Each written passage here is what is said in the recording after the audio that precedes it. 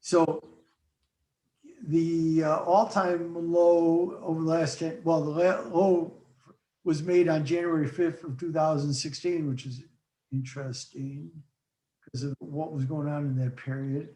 But that was at 59. But if we take that out, wow, will that signal that we're finally going to an official Euro bond? It's worth a discussion. You can't get away from it. And again, it's doing this in a time when things are not, Europe is really struggling here in so many ways. And yet, the euro holds in here. Right? Yeah. I mean, What's the euro's nowhere for the last 2 decades. and if you look though at the differential on the German US, see where are we at this morning? I can tell you, we're out over 200 basis points. Yeah, hold on. Let me get the-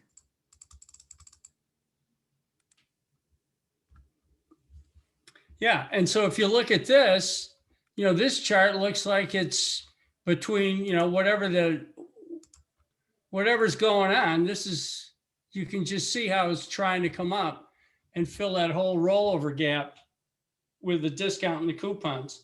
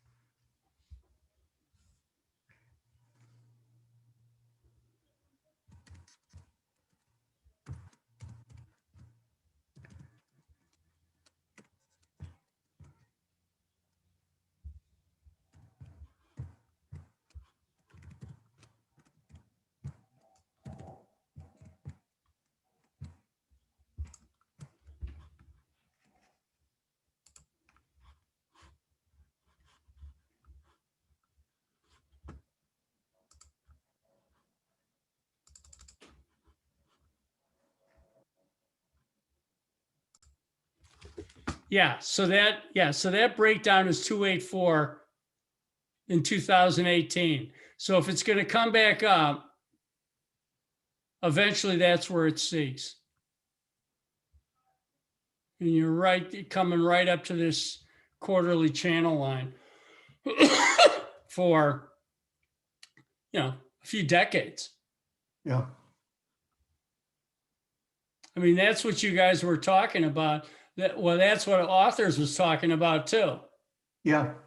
Right there was that channel breakout, and then it came back into it again. Yep. No, that's right.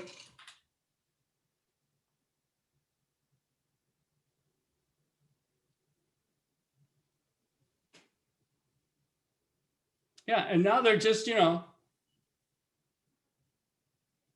we are. It's a risk on board, and they're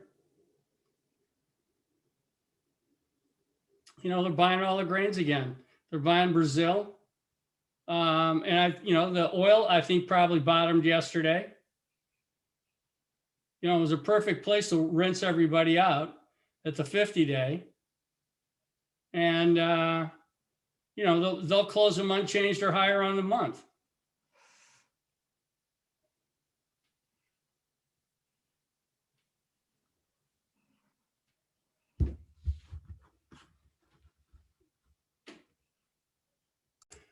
A lot of the commodities have stopped at the 50-day. The beans, Yeah. the oil yesterday. So a lot, I guess just going to bang it back and forth here. Hey, who's on from the ag sector?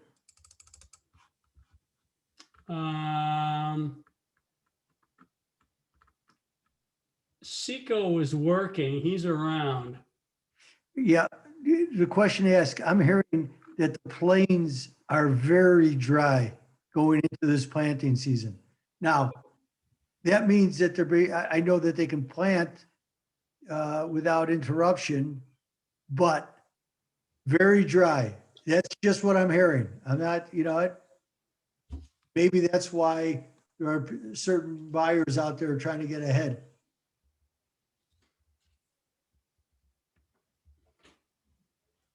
Okay. Just putting it out there.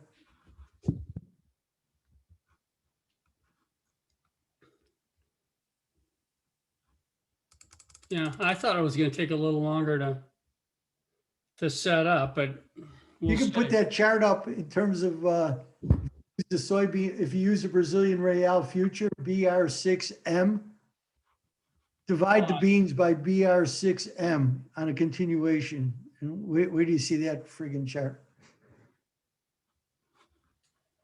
Well, first of all, let me put that in there because I was.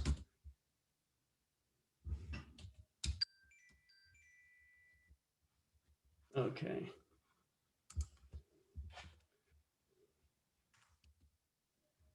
We're pretty well off the highs, which were made, I think, last week.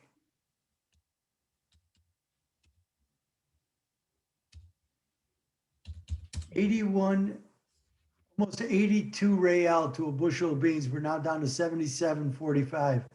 Well, that's one hell of a chart. Put up a daily. Hold on a second. Let me get this because I want to because I've got it in the cache on the other screen. All right, there's a Yeah. daily continuation. Use the future. It just. This just bottomed again. Well, so you almost want to be long real short beans. Yeah. Well, you're just seeing a correction in it because the real is gonna. Yeah, I mean, real up here is pretty rich, but it's still 77 real to 77 and a half real to a bushel of beans. All right, hold on a second. Let me get. I want to look at it in the cache. Just for the record, a year ago it was 41.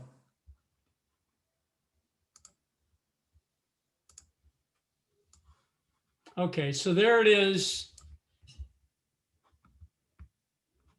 And here it is off of the cache. Well, this is beans first, but it's starting to break down where the real is starting to gain on the beans here. Yeah, but don't forget they raised interest rates high by more than expected the other day. Right. On the Selig rate. So, I mean, it's reflecting that and it should, but that's still, I mean, it's doubled in a year.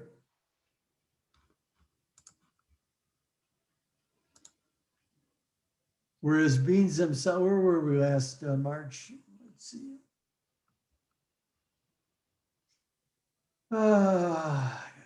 Work last March, the same period. Here we are. Beans were at 825 on March. Yeah, and there's the spread, and it didn't bottom until May. Yeah. And then it went. Yeah, right with the yuan, just for laughs, as we say. Well, I got that up here too.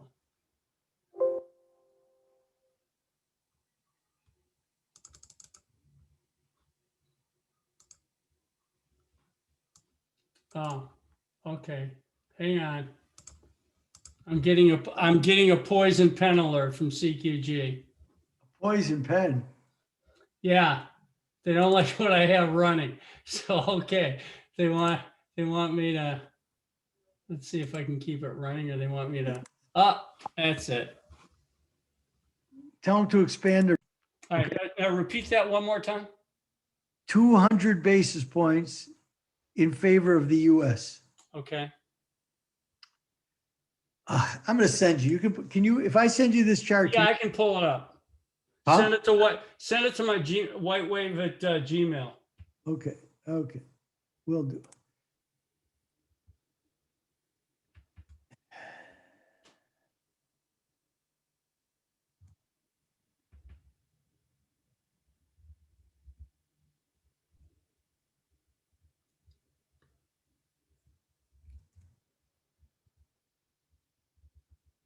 Okay, here it is. Okay. Got that? Hasn't come in yet.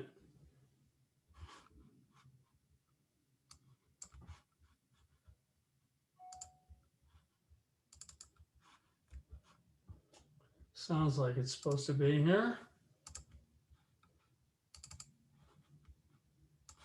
All right, there it is.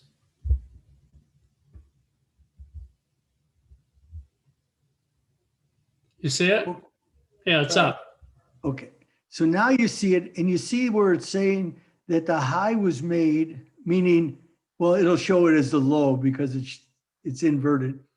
So it's 279 basis points on 11/06/18. Okay. I'll call you back in a minute. Okay, Yep. now, the euro, when it was last there, when it was at that, was trading 113. All right. Okay, but over this 3-year average, over the 3 years, the average is 202. So we're sitting at the average of the last 3 years, right? Right. Now, let's see. So if I took the average of the euro, hold on.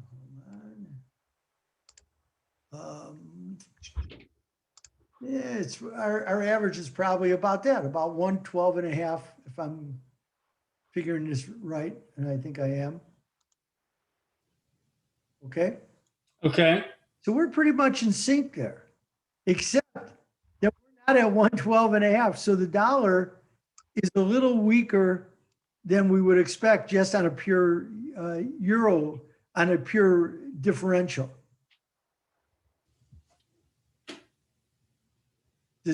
Are you following? Does that make Yeah. sense? Yeah. So I'm just trying to put context to where we're at for, and maybe it means nothing. Maybe we're going back to, if the yield differential sits here, maybe we're going to go back to 113, especially because it's not like things are great in Europe right now, right? Yeah. But if the euro holds in here, then I think, we might be looking at something that has, far more significance. But again, it's early, and I know as usual I'll be ahead of myself, but it's just worth paying attention to that, because that's a pretty wide differential. I mean, if we look back to last year, we were at 1. Now, of course, the dollar had the rally there in March, April, and mid-May, because the world was certainly suffering from a shortage of dollars, where as it looked like we were going to go into a deflationary spiral. So I'm only doing this to give the context of the things that I'm looking at as to why this. Well, Stan just sent us this, you and I, this other 10-year chart. Okay, yeah, I'm going to take a look at it in a minute. Yeah, and it's basically showing pretty much the same thing as the other one. So, Yeah. Okay. But his is prettier. His is prettier. Well, Oh yeah. That's why he is who he is. But it's really nice because you get you can really see where the cloud is hanging over this whole thing as it's come over my down. head. Oh. Well, so I just, again, I'm trying to build perspective into how this is going to play out here. And is the dollar vulnerable? Or, and if it is, and does the Fed want the dollar vulnerable? Does the Treasury want a weaker dollar? I have to look at all these things in the bigger picture. Now, day to day, no, I'm not there yet. I'm still waiting for YCC. Yeah, and because if they start coming with another, we'll know I think in the next week or so whether we're going to get another leg in the interest rates. You mean a leg up in yield? Yeah, leg up in yield, and if we do, then I think you're probably correct in assuming that you're going to see that dollar strength. Yeah, 'Cause that'll just be what the algos are going to do. yeah. No, why not? Makes perfect sense. All right, I'm gonna mute myself, but I will still be on, so if you need me for Okay. some Thanks. silly reason, as we say. Stan does nice work. Stan does great work. I know.